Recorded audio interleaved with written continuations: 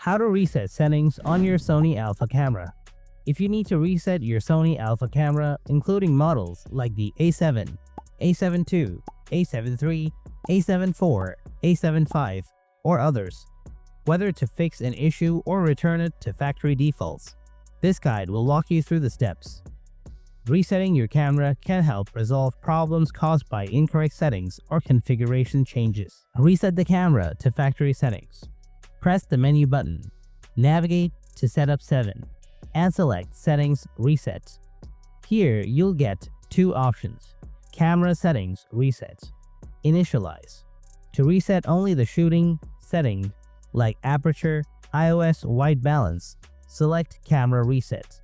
For factory reset and to reset up your camera, you need to select Initialize. Following this, we'll get everything default. That means your safe settings will be gone.